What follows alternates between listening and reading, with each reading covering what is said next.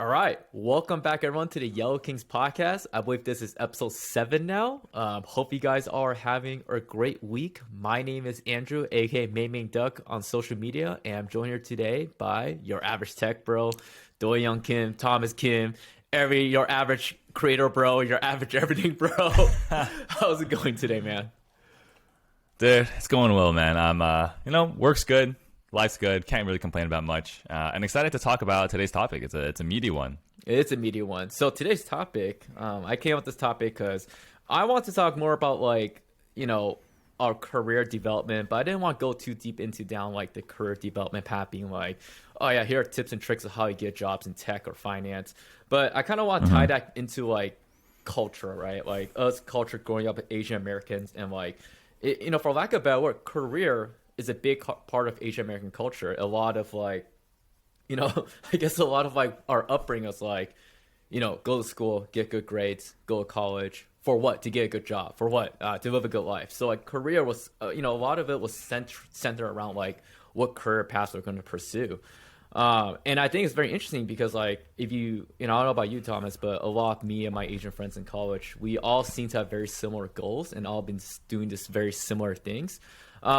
And I think it shows in the career path we picked. We both studied engineering in college, and you went to software engineering. I went into finance, investment banking. So, I guess my question to you, just to start this out, is what really made you decide on the path in tech? I don't know if you have I have a story of why I did tech and why I opted for finance. I don't know if you have a story why you picked tech.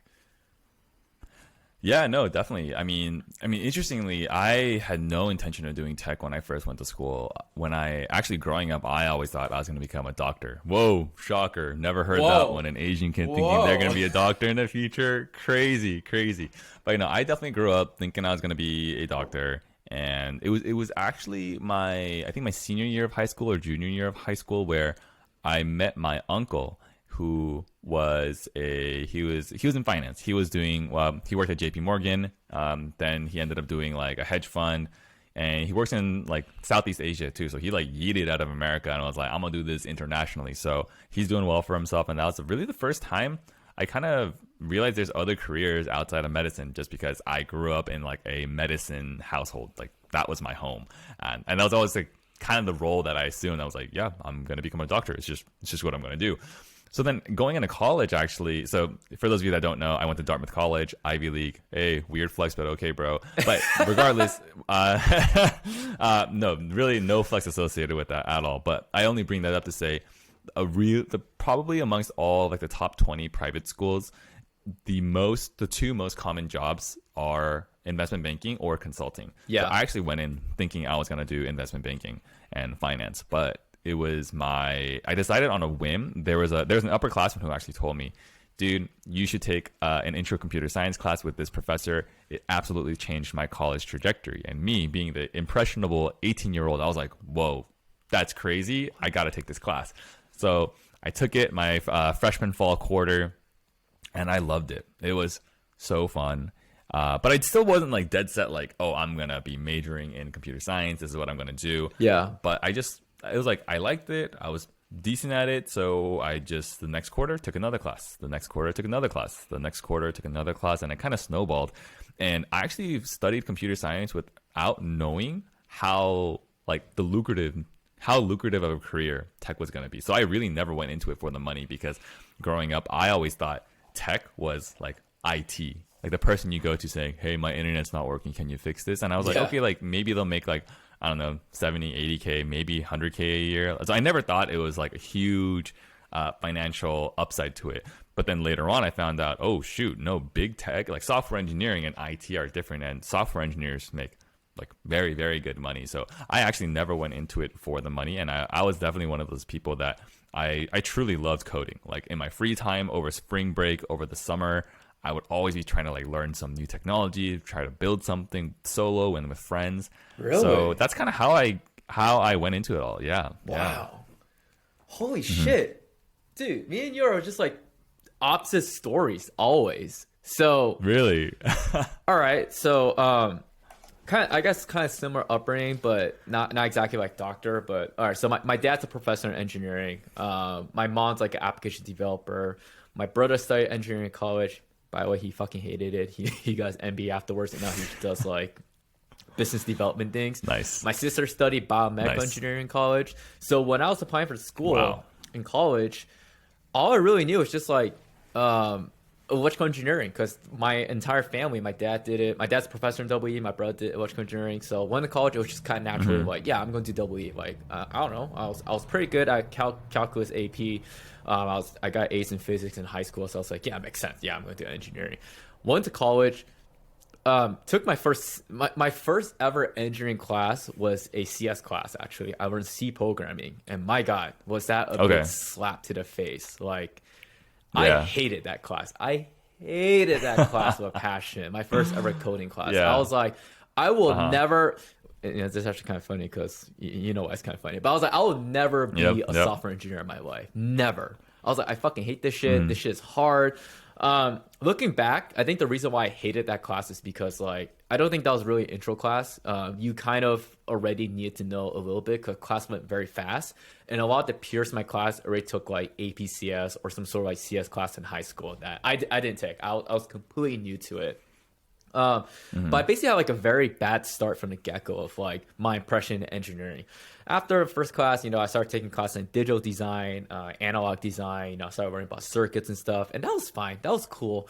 But I never really had like that passion for the subject matter, right? I always tell this joke. I don't know if this joke, but I say this in my interviews. I was never the guy to go home on Friday night and plug in a fucking circuit board or a breadboard and be like, yeah, let me see how like things work. Let me see like what LEDs light up, for fun. That's the last thing I want to do. That's the last thing I want to do. So it's kind of crazy hearing that like you were doing that during your summers. I was like, that would be the last thing I want to touch during the summer. Like the last thing.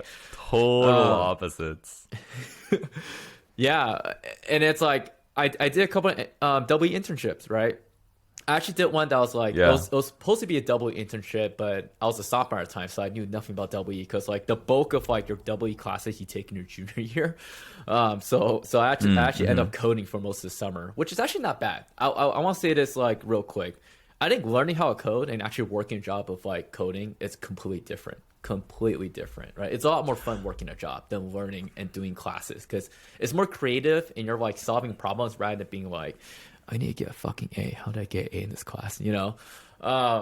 Totally. Right? Totally. Do you agree I with also that? think that I 100% agree with you. It's like there's such a big gap between academia and industry where it's like I'm making a YouTube video about this topic where the TLDR is that people are all, so I like to say the very first language that you should learn is JavaScript because JavaScript helps. It's like the fastest language to like build stuff, like build apps, build websites. Right. But a lot of the computer science purists, they're like, well, actually, that doesn't teach you the good fundamentals of programming. It's not good for you. You don't learn the best data structure and algorithm practice. I'm like, dude, shut the fuck up. Like,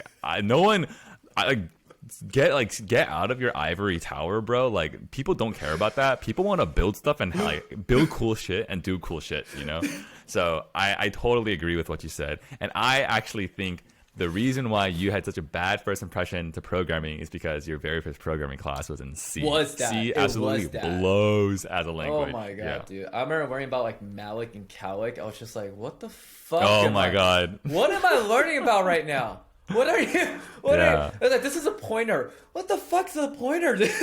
Yeah, bro. Yeah, man.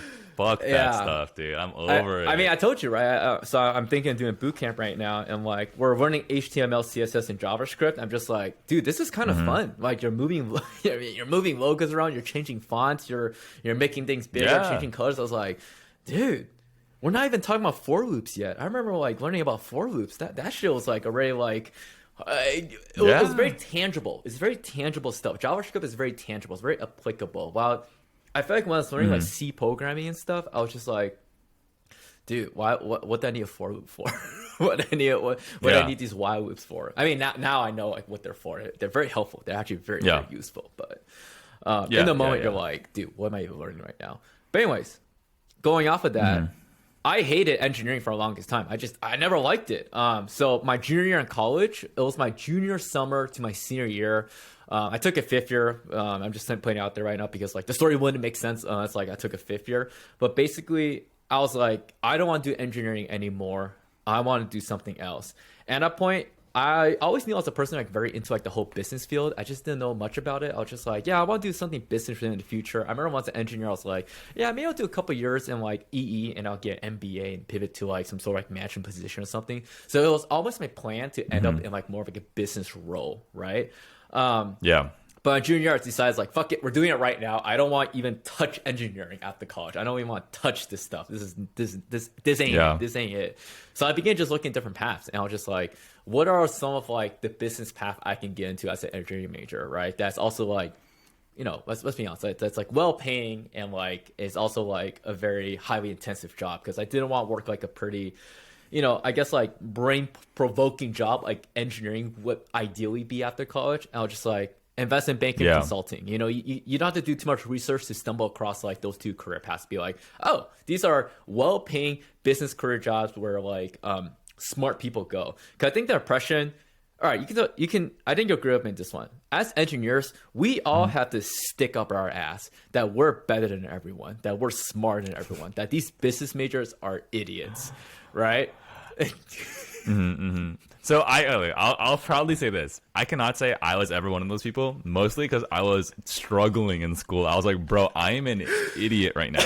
But I know so many people that were in engineering, computer science. They definitely were like that. But I can proudly say that was not me because I was a literal dumbass in college. I was so bad and I was dying on the side. But I agree. Lots of people are like that. I had to stick up my I knew it, I had a dude. huge stick up my ass. And my theories were even more validated when I finally took business classes in college. I was just like, dog, we're just calculating the coupon rate of a bond. Can you guys like chill the hell out? There's only 3 ways to solve this problem, okay? Wait till you get to a problem in engineering where there's 100 ways to solve it. There's only 3 ways to solve this problem right now. Yeah. Like, you follow procedure and you calculate it. It's not that hard, guys. Anyways, I just lost 50% of our audience right there. I'm so unrelatable when I say that.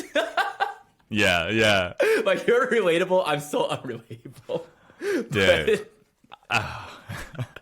But yeah, I mean, I had to stick up my ass. I was like, I don't want to go into like marketing or accounting. I need to go into like those bougie business jobs. So I was like, fuck yeah, we're gonna do investment banking, dude. Like that's the shit, dude. That's where all the alpha business males go. So I was like, fuck yeah, that's the. Oh my god. Yo, yeah, I was like, where'd all the chads go? That's where I'm going to because I want to be a chad. Yeah. I don't want to be this nerdy engineer. I'm like, no, I'm a chad. Dude. I'm a Asian frat bro, dude. We're going to go do investment banking, dude. And like, oh my god. So I did investment banking, honestly, not because I was passionate about finance. I did it because it was prestigious. Because it was the business job you can get into that was like also very highly intensive. That's something I want to do. Funny enough, similar to you, I didn't do banking for the money. I didn't even know what bankers got paid. I know they got paid well, decently well, but I didn't know it was like a very, very high paying career path. I just knew it sounded cool. I did it for the prestige. And a lot of times prestige comes with money, but like I wasn't thinking about the money. I was just like, dude, I want to call myself an investment banker. So I did it because I liked the idea of it, right? Which later came to bite me in the ass. As you know, some of you guys who are listening to this will probably know I ended up quitting that industry because that can only get you so far unless you love the job. You need to love finance. You need to love the job, or else like the prestige, it wears off very quick. It wears off so quick. Eventually, just I fucking hate this job. You know, like you're working 8 hours a week. No one gives a shit that you're a banker. Only you care. You know, it's so funny how you mentioned that the prestige wears off super quickly because even myself, for those of you that don't know, after graduating from college, I got a job at Google. Like, wow, you're so sick, bro. I mean, that's how I felt. I was like top of the world. I'm like, oh my god, like I peaked. Like this is like I vividly remember during high school, that was my dream job at my dream company since high school, and then I actually got it like post college, and I was like, whoa, like I'm so sick, bro. I walk around my college campus, people are like, bro, do you see that guy? He got a job at Google. That's crazy, bro. Yeah. But then the minute you get to the Bay Area and everyone's like you, everyone, like so many people work at Google, you're not even cool anymore. And then immediately the prestige goes away and you're like, oh shoot, like, do I actually like my job here? Do I actually like what I'm doing? And that's what ultimately ended up me leaving Google after only a year and a half. When if you were to ask high school me, how long are you going to stay at Google? They would be like, you're never going to leave. Why would you ever want to leave there, dude? But I realized, like, outside of the prestige, like, the prestige is what got me there. But once I was there and the prestige wore off, because prestige wears off very, very quickly. So I'm here to say there's no such thing as a dream job. Every job has like the bad parts, the good parts, no matter what. And so that's what happened to me at Google, wore off really quickly, and it really made me ask myself, what do I really like to do? And the answer for that was smaller places, startups, doing my own thing at this point, you know? I think the funniest thing is like, it was cooler to say I was going to work at this job than actually working at the job, right? Yeah. Like being like, Yeah. oh, I'm going to be an investment banker. Like, that felt so much better to say than like, oh, I'm doing the job of investment banking, right? Like the senior year of college, when you sign that offer, you walk around with your dick in your hand on campus, dude. Being like, and I'm like, God. I don't know about you, I fucking love. Again, we're about to see the most unrelatable things in the world. I fucking love doing. People are like, what are you doing after college? I fucking love talking about careers. I fucking love that shit, dude. I was like, hey, let's talk about career goals, guys. So what are you planning to do after college? You know, I love that conversation. Yeah. I had a stick on my ass, huge stick, like fucking 10-inch in girth, dude, up my ass. Yeah. See, the sad part is, as much as I hate to admit it, so did I. Like, I liked that 9-month period, or not 9 months, like 6 months period, right from when I got the offer to when I graduated, where I could say, like, yeah, this is where I'm going. Like, it was just such. I felt like, at least, especially for me, like throughout all of college, I was really struggling throughout a lot of it, and then finally, like my senior year, it came, like, it felt like it finally peaked, and I was like, hell yeah, I made it. And that 6 months afterwards, it was pure bliss. But man, the minute I got out into the workforce and actually started doing this, I was like, oh, it's not that cool. It's not that great, actually. You know, and it's funny. I feel like, I want to hear your thoughts on this. I feel like people that go to these more traditionally prestigious jobs, it's like when we meet a regular everyday person, or like when we meet some of our friends that say, yeah, I quit my job at Goldman to create my own food startup, or it's like create a food truck. You're like, holy shit, that's so sick, dude. Like, I'm so jealous of you. I respect that so much. But then on the flip side, if you were to go, I feel like maybe if you were to find somebody who's like on the streets actually trying to create their own like food market, food restaurant, stuff like that, and if you told them that, they would be like, what the hell, bro? Like, I would do anything to get a job at like Goldman or Google or some more traditionally prestigious job. And I just found that so interesting, that it's like, you always want what you don't have, you know? When I quit investment banking, the first job I wanted to do was work at Boba Shop. So jealous of you. I've never had a Boba Vista phase in my life. That right now, and I did it, and to this day, I'm so jealous of you. And to this day, quitting my investment banking job to work at Boba Shop was the best decision of my life. Because not only was like I had so much fun doing that job, but also like okay, oh my god, I'm so unrelatable, dude. What the fuck? I never had to work a job. Say it. I never had to work a job. I grew up in a very happy middle-class family household. My parents paid for my college.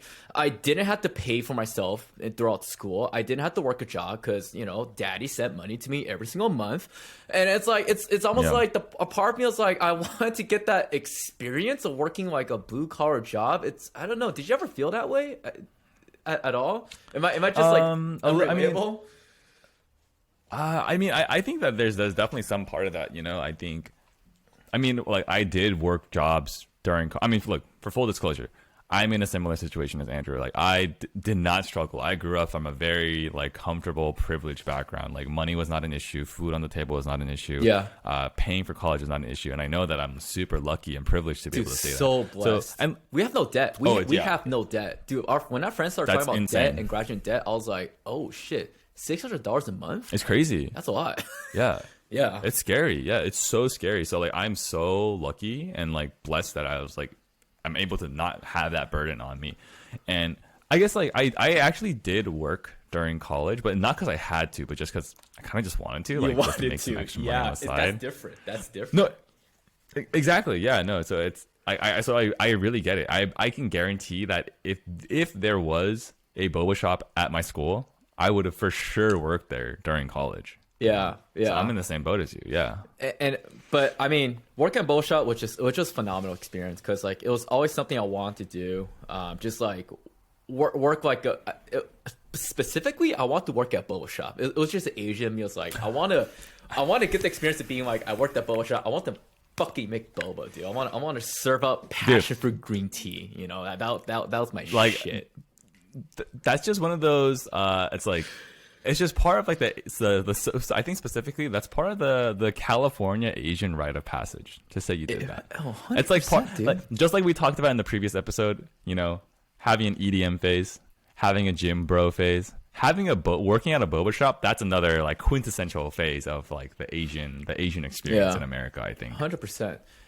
But you know what's so funny though? When I was working at boba shop, I think working at boba shop taught me so many things about life, right? It taught me, number one, it was a very humbling experience. Very humbling experience. Because, surprise, surprise, when I first got boba shop, I sucked at making boba. I sucked. I messed up formulas. I was doing things that were wrong. And I had to learn. You have to, you don't. Yeah. And it's like, look, I just came from investment banking. I had a massive stick up my ass, like I said. I was like, oh, this boba shop job, easy money. No. I got in. I was messing up. My managers were like high school kids or like just people who just graduated. They're like 18, 19 and stuff, like much younger than me. They were like managing me, telling me like how I'm messing up, how I need to improve and stuff. Oh, it hurt my ego so badly. But in a way, because I had the experience that like kind of like shot my ego down, it made me a lot more humble as a person, being like, you're not better than anyone. You're not. Like in an equal playing ground, you are just the same. You don't know these skills. You're going to suck at everything you do in the beginning, no matter what. Unless you're just like this wildly talented person, you're probably going to suck. You're probably going to suck 100%. Yeah. And also what was very interesting was that because I was working there for fun, that sounds so fucked up to say. I was working there for fun, right? Yeah. I didn't care too much about the politics that was happening within a boba shop. But there are politics in a boba shop. Like, there are politics. Like everything. Is it like when you're the new person? It's like, all right, you can't make the milk teas, bro. You're sticking to the slushies only. Then like the best person only makes the most complicated drinks. Like what is that about? Like what is that? Yes. Oh, 100%, dude. When I was starting at boba shop, I was not allowed to touch. It's called so at the boba shop I was working at, there was a sidebar and there was a main bar, right? Sidebar just means that you handle all the toppings, you fill the cups with like the pudding, the boba, all that good stuff, and then the main bar is when you're squirting syrup, you're fucking putting the drinks in places and stuff, and then usually you take the cups from the sidebar that already have the toppings in there and you add the drinks to it, right, using the blenders and stuff, right? You are not allowed to touch the main bar until like 4 weeks into a job. There was a rite of passage. There was a rite of passage at the boba shop. You were not allowed to touch it. And then who decides when you can touch it? The fucking high schooler, that's your manager, decides when you can touch it. And I'm here, ex-investment banker, 24, 25 years old, being like, I want to make passion fruit green tea, but I don't know how to because I haven't been given the honor to do so by my high school manager. They weren't high school actually. They were actually like college or something. It's funny because it's like the scene in Jiro's Dreams of Sushi. It's like, wow, yeah, you're not allowed to cook the rice until you spend 2 years like washing the octopus, and it's like the same thing for this boba shop. You can't touch the main bar unless you do your time putting the toppings in the damn cup. It really is. And all right, here's the other part about politics, dude. I thought it was so funny when my coworkers at the boba shop start to complain about management and managers and like how like management, they're not looking out for us, they don't care about us, like all they care about is like lining their pockets, money, and it's like they don't understand us, like they're never like, I'm just like, oh my god, these are the same conversations we're having in investment banking. Like everyone, I don't care what job you work at, there are just that type of office politics where just like everyone's always going to complain about management, about how management isn't caring enough, how in investment banking, one of the biggest complaints we had, and this is like any single bank, it's like we're understaffed, right? There's too much activity happening, too many pitches, too many deals. We don't have enough analysts to do the job, and then all of us are working 8 hours a week. That was the same day at the Boa shop, dude. It would be like, we're understaffed. We don't have enough baristas, and we all had to work like extra hours. So instead of working 20 hours a week, we have to work 30 hours a week. I was like, dude, this is the same thing as investment banking. And I thought that was the most funniest thing I ever realized in my life. It's like you realize, like, life is not that different, man. We're all literally all out here just trying to survive, have a fun life, do dope shit, make a bag or two, and just be happy. And, like, it literally does not matter what job, what industry you're in. You're gonna face the same problems over and over and over again. You know? Yeah. So I want to wrap up this question. This is actually a question that I actually ask like people I'm interviewing with. I want to ask you this question. Okay, cool. If you were to restart your career again, you can't be a software engineer, and okay, if you were to start your career again and you can't be a software engineer, what would you have been today?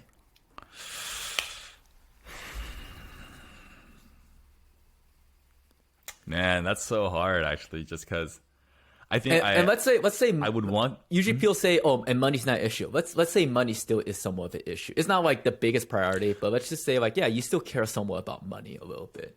Sure. For me, it would definitely. That's actually kind of hard because I think for me, I just have this. Like, I think a core part of my identity is being a builder. Like, I love building stuff. And I think my first gut instinct would say, oh, I'd be a product manager. But then I would be so annoyed as a product manager because I can't build it. I'm like, bro, I want to build it so badly. So, if I had to... If I didn't do... I don't think I would end up in medicine. Even though that's what I thought growing up I would end up in, I don't think I would do medicine. I think I would probably end up... I'd probably end up in like consulting, venture capital, maybe like growth, like investing, something like that. I think that's where I would have ended up, just because it's still like semi-entrepreneurial in that you have to source your deals, you have to make the deals happen, and you get to ride the wave of, you know, growing a company as well. So probably going into either investment banking or consulting, and then pivoting into like private equity or investing. Such a lame answer, but that's probably where I would end up. You're such a yappy dude. Honestly, okay, what if I say money wasn't a problem, or doesn't matter? Doesn't matter. Same thing. Easy answer. I would have been a high school teacher. I love being. Oh, I just hit something. I hit something, dude. No way. Wait. Yeah, I'd be a high school math teacher. No fucking way. Hands down. Wait, that's my answer. Dude, I would have been a high school AP calculus teacher. Oh yeah, same. Wait, same. why? I love it. Why? I mean, okay, so I think high schoolers. It would specifically have to be like AP students, like AP classes, because Yeah. I don't want to deal with shitheads. For like a better word. No, it's like I want to deal. Like I think I look at myself back in high school and my friends, and that we were so close to our teachers. At least I was super close to my teachers. And I think there's something about like being able to be a mentor and like nurture these really highly motivated kids that want to like change the world, change their lives. I just would love to be a part of that. And I think being a high school teacher is so fun. You get to teach, you get to go home, sleep, rest your head at night knowing I did good in the world today. Like, there's no net negative. You did good in the world today. And like just being a good mentor. I love like mentoring and like chatting with the younger kids, and it just makes me so happy to do it, you know. Usually I'll say you're hella cringe right now, but I know exactly what you're talking about, because I'm the same way too. Like I tell people this, I've been saying this forever, but it's like my retirement job, when I'm done with this grind of like money, wealth, fame, whatever the hell like goals I have, like my retirement job is I'm gonna go become a high school teacher. I'm fully confident that when I turn 50 or 60, I'm gonna get credentialed and I'm gonna go teach high school. Like, I'm pretty confident I'll do that. It's just... Dude, how sick would it be if, as, like let's say our dreams come true, where the next couple years, by the time we're, like, 30, 35, we build a company, we can exit for, like, a hefty chunk of money where we could effectively retire.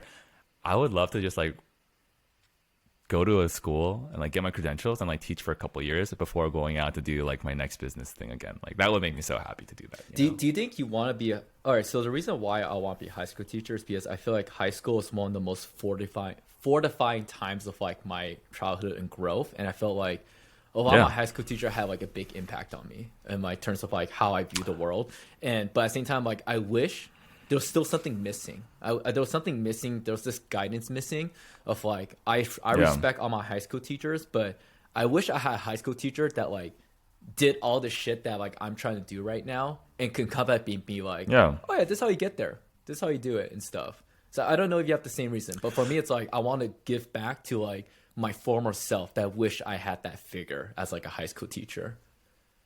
Dude, no, I mean, absolutely. Like, I was really lucky in that my tennis coach, I was on the high school tennis team, my tennis coach over 4 years, who was also my senior year econ teacher, he went down a really similar trajectory as me. Like, after graduating from high school, he went to Brown, like another really competitive school, was applying to go to law school. But then ultimately he realized like he doesn't want to do that. He ended up just becoming a teacher. But regardless, like because I knew that he back in high school, he was like super top of his game, academics as well, really driven. Like he was so impactful and like nurturing in like me as a young high school kid because I was with him for 4 years. And so like I was lucky. I don't think many people are lucky to have someone that is so, and he's also Asian American as well. He's Filipino American, and like really, it was just like a 1-to-1 mapping. It's like, dude, like I am what he was when he was in high school. So I was lucky to have like that direct 1-to-1 mapping of like a really great mentor that went through similar things that I did, and really, I owe a lot of my thanks to him. And I would want to do the same thing for future students as well if I had the chance. Last question: is there a reason why high school over college? Why not? Yeah, no, I agree. I mean, dude, I don't want to do it. Like, I think that being a college professor, there's so much politics in academia. You got to like publish papers. Fuck that, bro. I'm not about that. And I agree. I think it's like once you're in college, you're kind of more settled into who you are as a person. Like by the time you're in your early or mid 20s, you're less malleable, or as they think high school, you're still super impressionable. You know, it's like you have a lot of different ways that you can go down still. You're trying to change the youth, you know. As cringe as that is, yeah, I am. I agree though. Youth to like dream big. Like in college, it's like if I meet some kids, like, oh, what do you want to be? I want to be an engineer. All right, man, you go fucking do that then, all right? Yeah, you go be an engineer. Or I want to be a banker. All right, you go be a banker then. I want the high school kids like, I don't know what I want to do in my life. Fuck yeah. Come to lunch hours. Let's have a conversation about it. Yeah, exactly. Yeah, I would love to do that so much. Oh, this is so funny, dude. This is so funny. I think you're the only other guy I met that understands what I'm talking about when I say this. That's probably why we're too similar, bro. That's probably why we're content creators, though. That's probably why, if you think about it. Yeah, no. I mean, that's why we're probably also doing a part of this podcast as well to, 100%. reach people that are younger. Yeah. So. Well, all right. That wraps up this episode. This episode went a little over time, but we had to talk. I want to talk about that. Fuck it, dude. It's about what I want right now. Yeah. But hope you guys enjoyed this episode. Let us know what you guys think about it. Let us know what job you guys would have done if like career, money, fame, wealth wasn't an issue. Would you guys have also been a high school teacher, or what else would you guys would have been? So for now, we'll catch you guys very soon, either next week or I don't know whenever this is going up, but we'll catch you guys all very soon. For sure. All right. See you guys. Peace.